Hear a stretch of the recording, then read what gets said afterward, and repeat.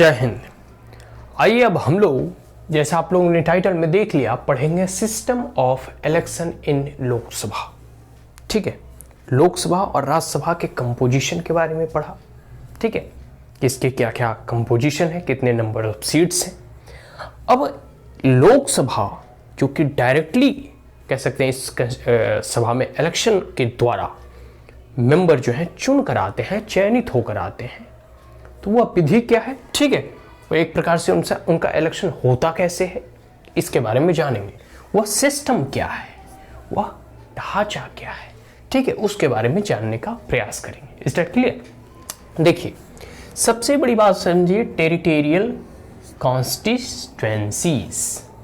एक एग्जाम्पल के तौर पे समझते हैं। प्रधानमंत्री मोदी का टेरिटोरियल कॉन्स्टिट्यूएंसी जो है वह वाराणसी है। ठीक है, वाराणसी से वह जीत कर आए हैं। ठीक है, उनकी वह भी एक लोकसभा के मेंबर है। ठीक है, क्लियर है?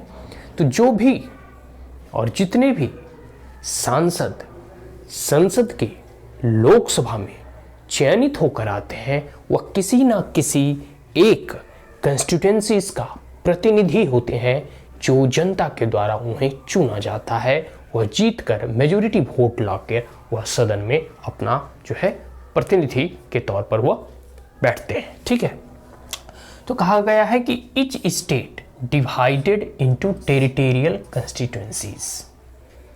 जितने भी स्टेट हैं, स्टेट इन द सेंस राज्य और यूनियन टेरिटरीज, एक शब्द में कहूं तो भारत, पूरे के पूरे भारत को छोटे छोटे कंस्टिट्यूएंसी असेंबली में, ठीक है, उसे डिवाइड किया गया है, विभाजित किया गया है। ठीक है, ताकि हम वहां से प्रतिनिधि, देखो एक होता है राज्य, राज्य अपने आप में बहुत बड़ा होता है, जैसे यूपी है, गुजरात है, तो ये अपने आप में बड़ा है। अगर एक राज्य से एक लोग प्रतिनिधि चुनकर आएंगे, या जो राज्यसभा में जो जितने भी मेंबर्स आते हैं, तो सही तरीके से लोगों का जो लोकल इशूज है, जो कॉमन लोग होते हैं, उनका वो प्रतिनिधित्व नहीं कर पाएंगे। क्योंकि अपने आप में एक राज्य में ही आप सिंपल सा ले लो कि हर 4 कोस पर बोलियां बदल जाती है, बहुत सारे लोकल वेरिएशंस हो जाते हैं। सिर्फ मैं बोली और लैंग्वेज की बात कर रहा हूँ। तो डिफरेंट लोकल इशूज में डिफरेंट इशूज होते हैं, डिफरेंट डिफिकल्टीज होते हैं, डिफरेंट समस्याएं होती हैं लोगों की। कुछ जो है ऐसा एरिया है जो कि जहाँ फ्लड से लोग प्रभावित हैं, कुछ ऐसा एरिया है जहाँ की सूखा से लोग प्रभावित हैं, कुछ ऐसा एरिया है जहाँ कोई अन्य जो है समस्याओं से लोग जूझ रहे हैं। तो छोटे छोटे भागों में जो है डिवाइड किया गया है पूरे भारत को, ताकि हर जगह से एक एक प्रतिनिधि चुनकर आए और लोकसभा में अपने कंस्टिट्यूएंसीज असेंबली के, कह सकते हैं अपने कंस्टिट्यूएंसीज टेरिटरी का प्रतिनिधित्व के तौर पर वह वहाँ के लोगों की जो समस्याएं हैं, वहाँ के लोगों की जो दुख दर्द है, या फिर वहाँ के लोगों की जो ड्रीम्स हैं, जो एस्पायरेशंस है, वो सदन में चर्चा के दौरान, सदन में अपनी कुछ मांगे रखनी हो, कुछ बातें कहनी हो, ठीक है, तो वहाँ अपने वॉइस को रेज करते हैं, उठाते हैं। वही टेरिटोरियल कंस्टिट्यूएंसीज में डिवाइड किया गया है। ठीक है, तो रेशियो, लेकिन इसमें एक चीज़ का ध्यान रखा गया है कि देखो यहाँ डिफरेंट बहुत तरह के राज्य हैं, यहाँ बहुत तरह के राज्य हैं। जैसे त्रिपुरा एक छोटा राज्य है, सिक्किम छोटा राज्य है, अरुणाचल प्रदेश में कम जनसंख्या है। ठीक है, ठीक उसी प्रकार कुछ यूपी हो गया, मध्य प्रदेश हो गया, ये सब में, राजस्थान बहुत अधिक जनसंख्या है। तो इसमें यह ध्यान रखा गया है कि ratio between the numbers and its population is the same in all state. जितने भी राज्य और केंद्र शासित प्रदेश हैं, वहां से वो जनप्रतिनिधि चुनकर आएंगे, लेकिन उसका जो रेशियो होगा ना, वो सेम होगा। कहने का मतलब है कि एक कंस्टिट्यूएंसी रखा गया है, उसकी जितनी जनसंख्या है, ठीक है, एक मतलब एक कह सकते हैं ना कि एक एग्जाम्पल के तौर पे आप ले लो कि अगर 100 लोग हैं, ठीक है, कोई एक एरिया है इतना बड़ा, 100 लोग यहाँ निवास करते हैं, तो यहाँ से एक कंस्टिट्यूएंसी और यहाँ एक MP जो है चुनकर आते हैं। और कोई ऐसा, जैसे यूपी कोई बड़ा राज्य हो गया, यहाँ जैसे है 500 लोग रह रहे हैं, तो यहाँ 5 MP चुनकर यहाँ से आएंगे। मतलब हर लोगों का इसे जो है 5 भागों में, मतलब एक प्रकार से कह सकते हैं कि बांटा जाएगा। ठीक है, तो इनका जो है ना एरिया जो होना चाहिए, जो है वो बराबर होना चाहिए। ठीक है, जैसे 5 मेंबर हैं, तो पांचों मेंबर की जो प्रतिनिधित्व होगा, एरिया होगा, वह बराबर होगा। मतलब कोई भी ऐसा ना कहे कि हम कम लोगों को प्रतिनिधित्व कर देते हैं, हम कम लोगों को रिप्रेजेंट करते हैं, कोई बहुत अधिक लोगों को, तो एक प्रकार से डिस्क्रिमिनेशन हो जाएगा। और दूसरी बात है कि जब अधिक लोग उसमें इंक्लूड हो जाएंगे तो फिर उसका औचित्य ही खत्म हो जाएगा, तो फिर वो एक प्रकार का राज्य बन जाएगा जैसे पहले था। ठीक है, तो पॉपुलेशन की मतलब जनसंख्या और नंबर का जो रेशियो होता है ना वो बराबर होना चाहिए। रेशियो एक मैथमेटिकल टर्म है, ठीक है, जो कि हम बटा में करके समझते हैं। ठीक है, आगे है यूनिफॉर्मिटी ऑफ द रिप्रेजेंटेशन, और रिप्रेजेंटेशन में भी यूनिफॉर्मिटी आएगी। कहने का मतलब है कि सब लोग एक पार्टिकुलर जो है कह सकते हैं कि पीपल्स को, सिटीजन को रिप्रेजेंट करते हैं, मतलब सबका रिप्रेजेंटेशन मोरलेस बराबर है, और वह होता है सेंसस के आधार पर। हर 10 साल में जो है एक सेंसस होता है, जनगणना, उस आधार पर जो है तैयार किया जाता है। And between different state different constituency, जितने भी कोई भी भिन्न भिन्न राज्य ही क्यों ना हो, उससे मतलब नहीं है। राज्य छोटा बड़ा हो सकता है, राज्य जैसे गुजरात बड़ा है, नागालैंड छोटा है, ये छोटे बड़े हो सकते हैं। तमिलनाडु बड़ा है, सिक्किम छोटा है, तो राज्य से इसको कोई मतलब नहीं। राज्य कितना ही छोटा बड़ा वो अलग मैटर है। जो इसकी अपनी कंस्टिट्यूएंसी होनी चाहिए, संसदीय कह सकते हैं जो क्षेत्र है, वो पूरे के पूरे भारत में पॉपुलेशन के आधार पर बराबर है। अब जैसे दिल्ली ले लो, तो एक छोटी सी दिल्ली में 7 कंस्टिट्यूएंसीज है, यहां से 7 संसद चुन कर आते हैं। भाई दिल्ली एरिया तो इतनी छोटा है, लेकिन मेंबर 7 आते हैं, तो किस आधार पर? जनसंख्या के आधार पर 7 मेंबर में बांट दिया गया है। जिस भी मतलब जनसंख्या को एज अ लिमिट रखा होगा, कितने लिमिट तक हम एक एक कंस्टिट्यूएंसी बनाएंगे, उस हिसाब से जनसंख्या। तो इसलिए ऐसा किया गया कि ताकि लोगों का तो सही प्रतिनिधित्व मिल सके, और पूरे के पूरे भारत में राज्य छोटा बड़ा हो से मैटर नहीं है, जितने लोगों को लिमिट रखा गया है उस आधार पर सबको इक्वल नज़र से डिवाइड किया गया है संसदीय क्षेत्र। ठीक है, आगे है रीएडजस्टमेंट। इसका रीएडजस्टमेंट भी किया जाता है। जैसे मान लो 1947 में आज़ादी के बाद या फिर 1951 में जितना मतलब जनसंख्या तो उतनी भी है, 140-45 करोड़ पहुंच जाओ, लोग चाइना को पीछे छोड़ने वाले हैं कुछ सालों में। ठीक है, तो रीएडजस्टमेंट आफ्टर ईच सेंसस, हर 10 साल के बाद सेंसस होता है, जनगणना होती है, उसके बाद इसका रिशफलिंग होता है, रीएडजस्टमेंट होता है। तो लेकिन इसे जो है ना कह सकते हैं कि allocation of seats in Lok Sabha to the state and division of each state into territorial constituencies जो है। अब जैसे एक एग्जांपल के तौर पे ले लो यूपी में 80 सीट है, और सिक्किम में 1 सीट होगा। कोई अदर यूनियन टेरिटरी है वहाँ 1 सीट होगा। जैसे दिल्ली है, यहाँ 7 सीट है लोकसभा का। तो वही चीज़ यहाँ है कि जो भी लोकसभा का सीट होगा कोई भी स्टेट का, उसे फिर से डिवाइड किया जाएगा जब भी जनगणना होगा तो।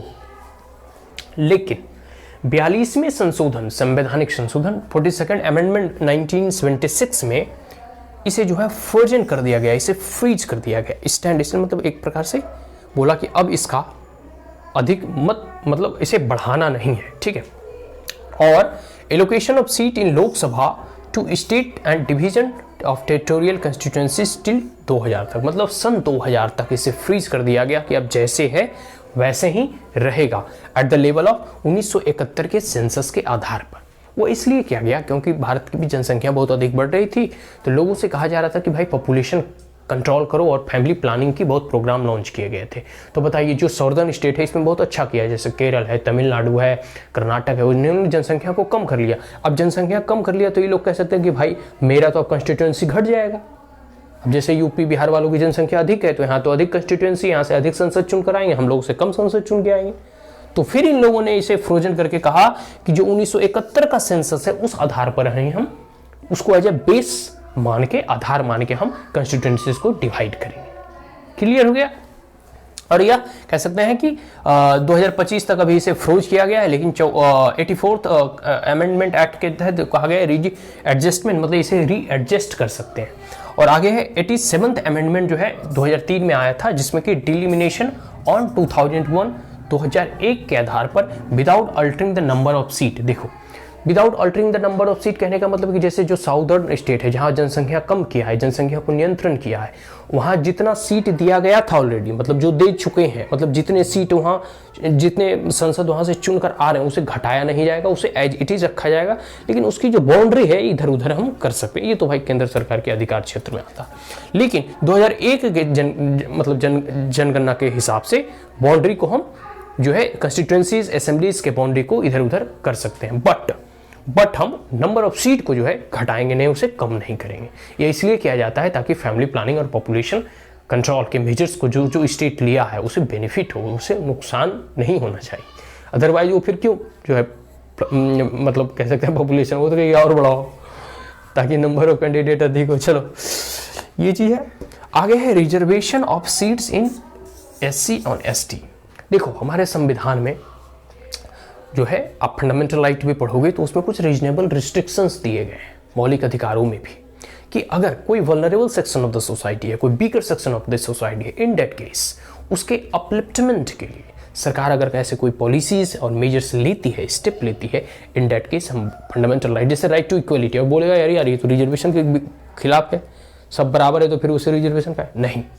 जो एजुकेशनली वीकर है, जो कह सकते हैं कि समाज की मुख्य धारा में अभी नहीं आए हैं, जो vulnerable section of the society, उन्हें कुछ स्पेशल उनके लिए प्रावधान होने चाहिए। जैसे देखो कोई जो एबव 60 हो जाते हैं, जो वृद्ध होते हैं, सीनियर सिटीजन होते हैं, देखते हो उन्हें रेलवे की टिकट में भी आरक्षण मिलता है, रेलवे के लिए एक अलग काउंटर बना दिया जाता है, कोई जैसे को महिलाओं के लिए एक अलग बोगी दे दिया जाता है रेलवे के एकदम आगे आगे वाला।